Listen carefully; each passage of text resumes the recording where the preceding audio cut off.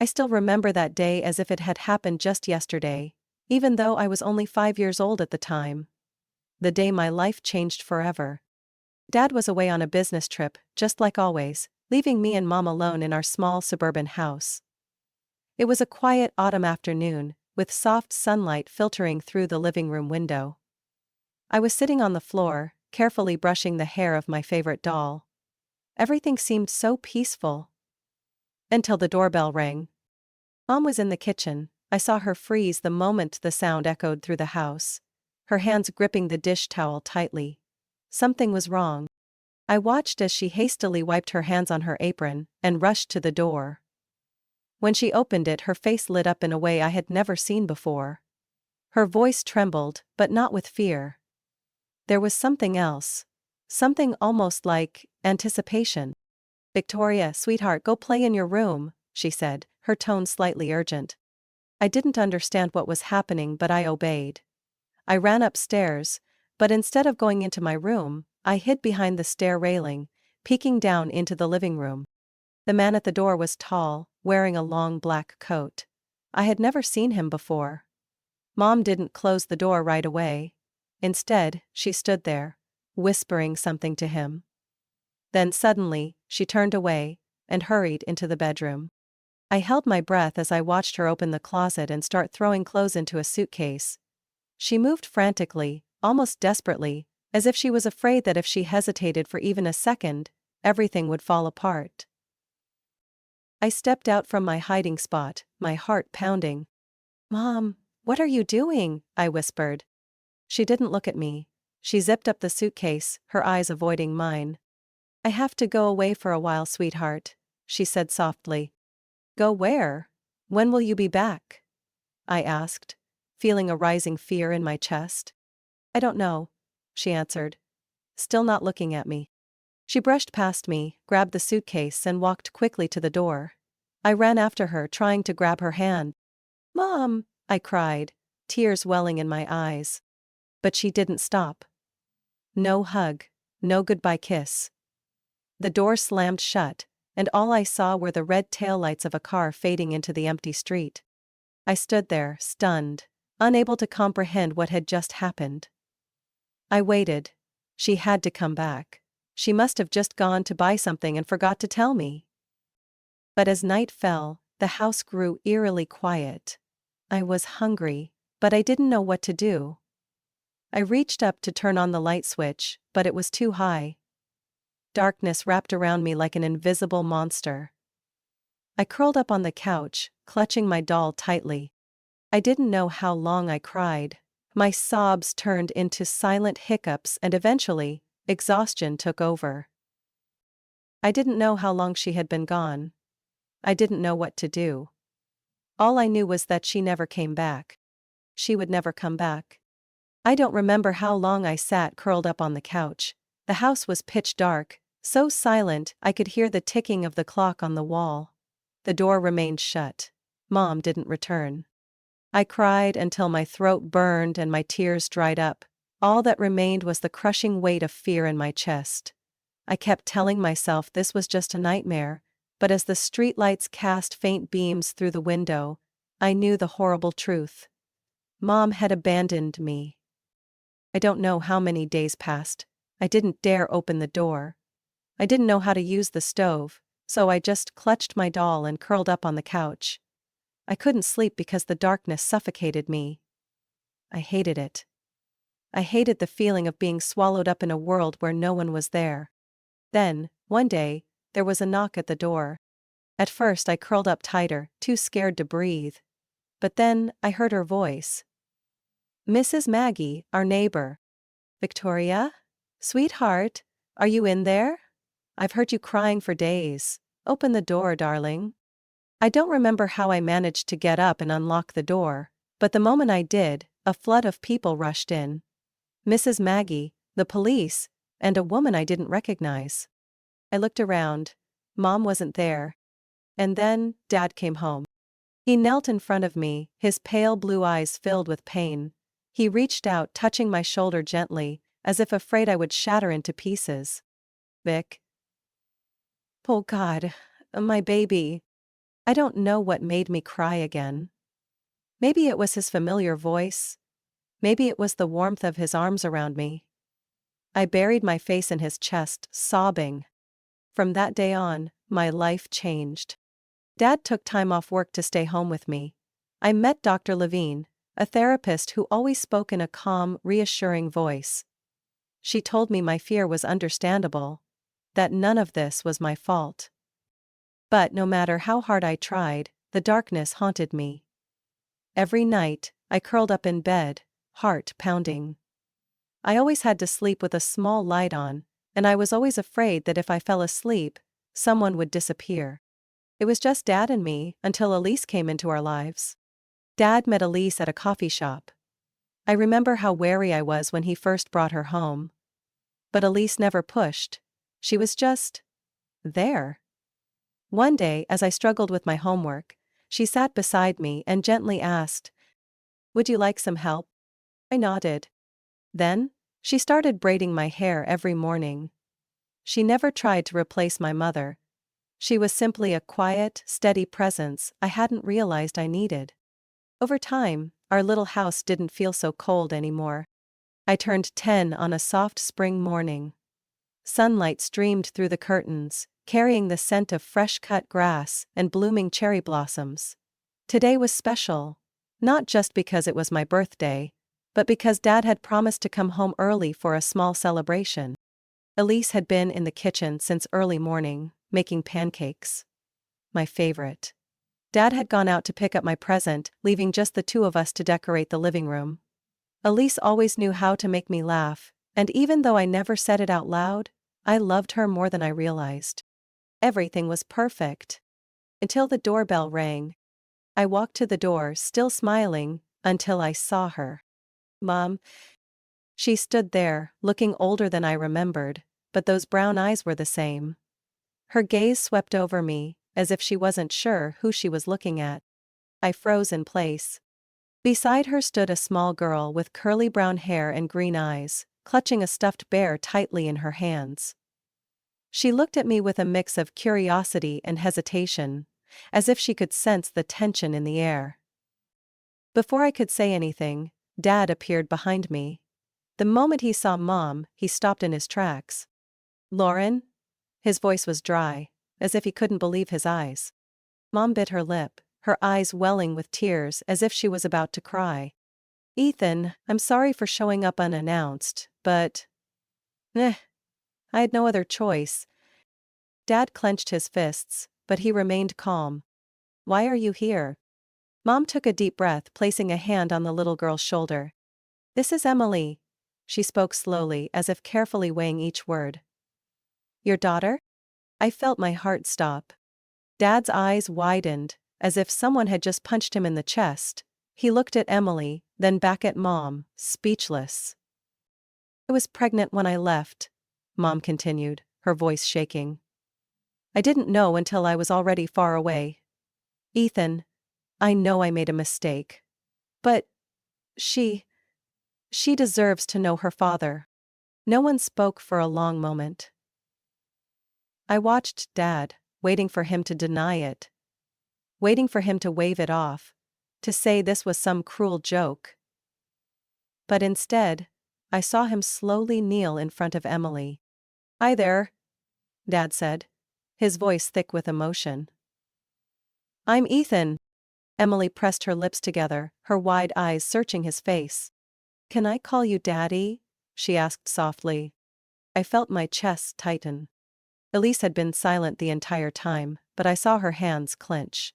I didn't know what she was thinking, but I knew that from this moment on, nothing would ever be the same again. Mom and Emily's arrival changed everything. Within a week, Mom moved in as if she had never left. Emily had her own room, decorated with butterfly and floral wallpaper, filled with brand new toys. Mom carefully picked out every item for her, constantly checking if she liked them, if she was comfortable. And me? I was still in my old room. A place filled with memories that no longer felt safe.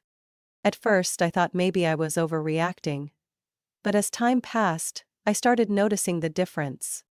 Mom never touched me the way she did Emily. She didn't stroke my hair, didn't kiss my forehead goodnight, didn't ask about my day.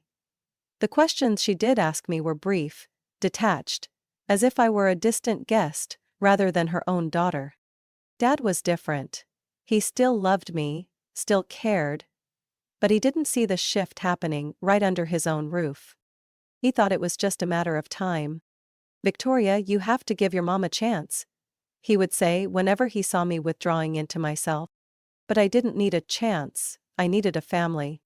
To Mom, Emily was the child who needed to be nurtured, loved, cherished. And me? I was just a remnant of the past she wanted to forget. Dinner conversations revolved around Emily. What she did at school, what foods she liked, where she wanted to go that weekend. If I spoke, Mom would respond briefly before turning back to Emily. Once, I tried to join the conversation. "I got an A on my science test today," I said, hoping someone would care. Emily giggled. "Do you want Mom to put it on the fridge?" she teased. Mom laughed too. Dad was the only one who reacted. "That's great, Vic, I'm really proud of you." He smiled, but all I felt was an ache inside. Dad was proud. But did anyone really care? I slowly realized I was just an outsider in my own family. As the years passed, I spoke less, smiled less. I stopped expecting hugs from Mom. I stopped trying to get her attention. I learned how to disappear while still standing right there. When it came time to choose a college, my decision was easy. I chose zoology, a field dedicated to studying wildlife. Because animals don't abandon anyone. On the day I left, no one cried. Dad hugged me tightly and told me to call often. Mom simply nodded and told me to take care of myself. Emily looked at me with an expression that felt like she had won something I could never take back. And I walked out of that house, knowing I would never truly return. 4 years of college passed faster than I expected. I immersed myself in the world of animals, finding comfort in creatures that knew nothing of betrayal or favoritism. I learned how to care for wildlife, studied conservation, and spent countless hours in nature reserves. There I felt more valued than I ever had at home. But no matter how far I ran, I still had to face reality. I graduated with a degree in zoology, but I didn't land a stable job right away. I had no solid plans, nowhere to go, and I never imagined that even the house I grew up in would no longer welcome me. "So, have you thought about moving out?" Mom asked, casually, on the very night I returned home after my graduation ceremony. I looked up from my plate, slightly confused. "Moving out?" I echoed. Mom sighed, setting her fork down as if speaking to a child who refused to understand. "Victoria, you're an adult now, it's time for you to be independent. Your father and I talked, and we think it's best if you find a place of your own." I turned to Dad, hoping he would object. But he just sat there, silent, his eyes filled with guilt. But not enough to go against Mom. So, it had already been decided. Emily smirked, stirring her drink lazily. "I guess you can rent a tiny apartment with whatever little money you make working with animals," she said mockingly. "Or if that's too expensive, you could always stay in a zoo enclosure." I clenched my fists. Emily had always loved teasing me, but this time, something felt different. I was no longer part of this family. Dad didn't object. Mom had made her decision. And Emily was enjoying every moment of it. I left the dinner table without saying another word. That night I sat in my room, searching for cheap apartments online, but all I felt was a growing sense of despair. I didn't have a stable job yet, had only just started looking for opportunities, and my savings weren't enough to afford a decent place. I stepped out of my room to get a glass of water, but as I passed by the living room, I froze at the doorway. Mom and Emily's voices drifted through the air. They were talking. I hadn't intended to eavesdrop, but the sound of my name stopped me in my tracks. "If Victoria isn't here anymore, everything will be so much easier," Emily whispered. "You have to be patient," Mom replied. "Once she leaves, we'll convince your father to sign over the house, then everything will belong to you." My heart pounded in my chest. They didn't just want me gone, they wanted me erased. I stood there, feeling cold despite the heater running in the house. Did Dad know? Was he part of this? Or was he just another pawn in Mom and Emily's plan? I swallowed hard and stepped back into the shadows, knowing that my real battle had only just begun.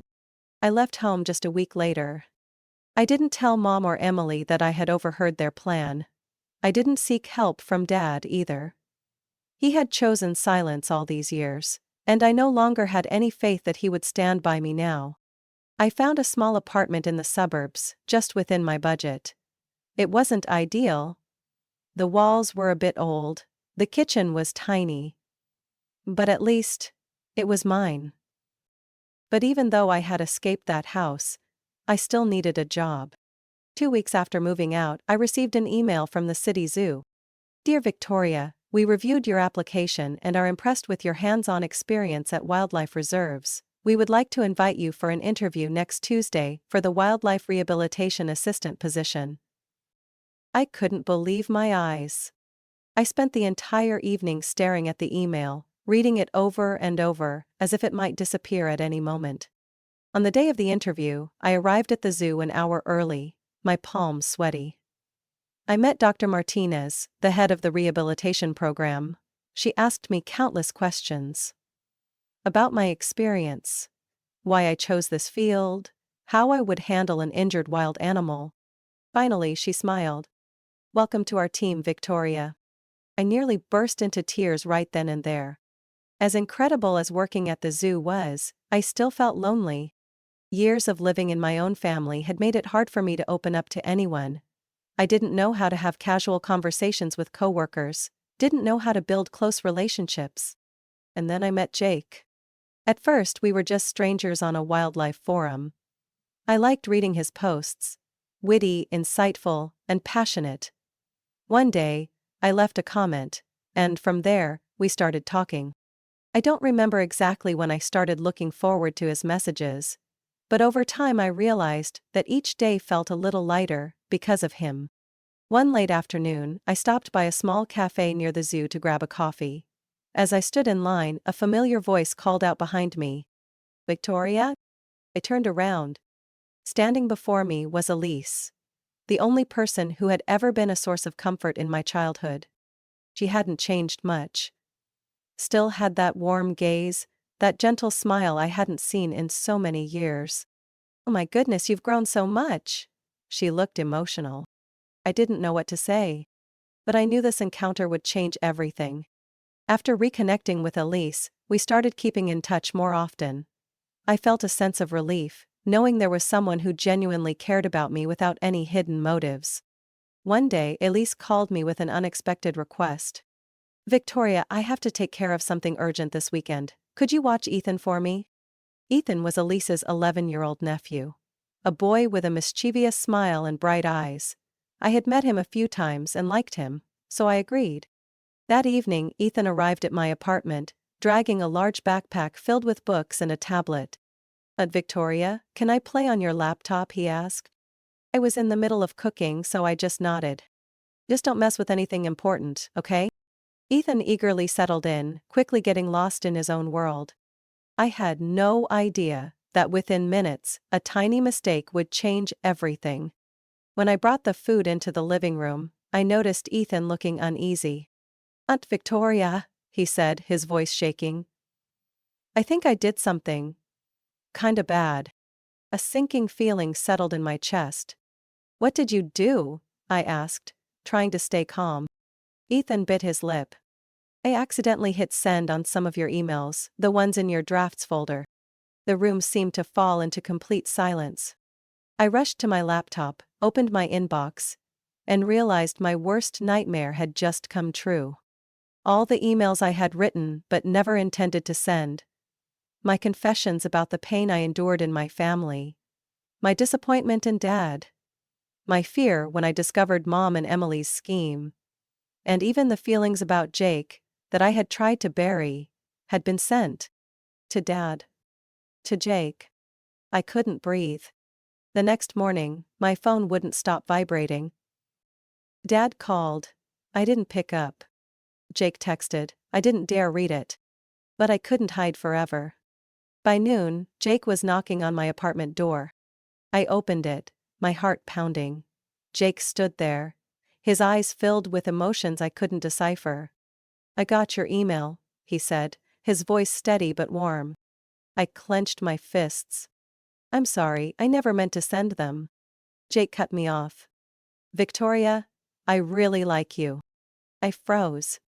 "I've liked you for a long time, but I wasn't sure if you felt the same way." He took a deep breath.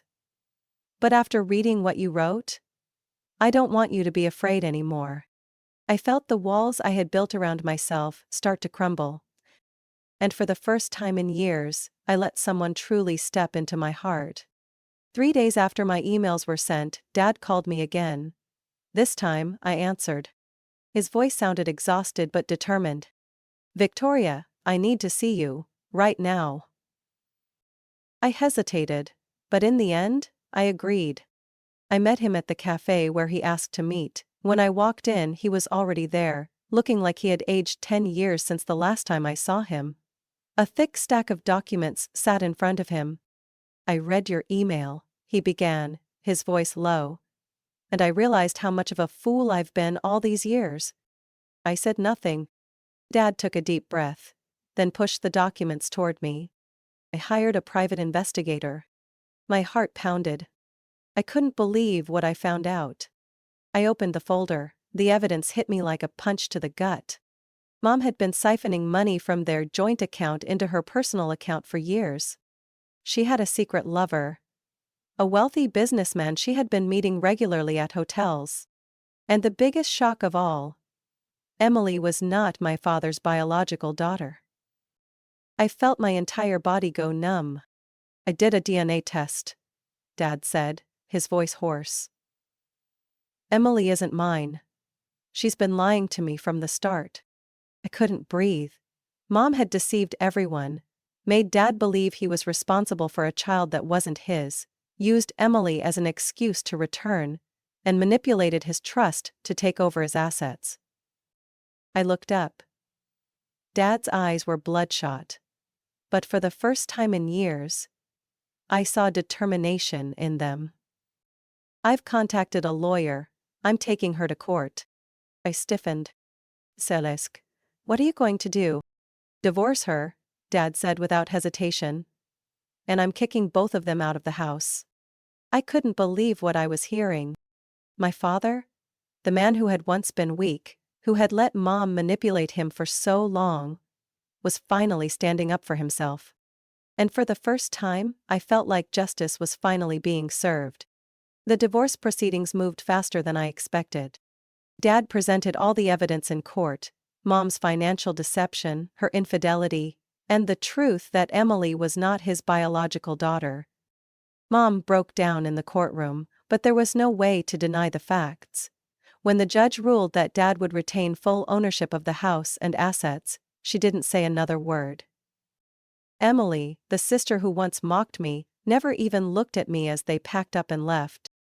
For the first time in years, Dad's house was no longer filled with lies. One morning, while visiting him, I found him holding his phone, hesitating. "Victoria, I've been thinking a lot." He spoke slowly. "I want to reach out to Elise." I blinked. "Elise?" Dad nodded. "I owe her an apology. I let her go for someone who never deserved me." I was silent for a moment, then smiled gently. "You should do it." A few days later, Dad and Elise met. I didn't go with him, but when he came home, I saw a relieved smile on his face. Something I hadn't seen in years. Not long after, I received a text from Elise. "Victoria, I'm so happy that you and your father have found your way back to each other. Let's keep in touch, sweetheart. Maybe family isn't about blood. Maybe it's about the people who truly love and respect you." Jake and I continued talking every day. He was patient, understanding, never pushing me beyond what I was ready for. One day, while we were walking through the park, he suddenly stopped. "Victoria, I have something to ask you." I looked up at him. "I know you've been through a lot, and I don't want to pressure you into anything. But," Jake smiled softly, "would you like to officially go out with me?" My heart pounded. For the longest time, I had been afraid of love. I had been used to being abandoned, to being replaced. But looking into Jake's sincere eyes, I knew he wasn't like the people who had hurt me. I took a deep breath and nodded. I'd like to try. Jake's smile lit up.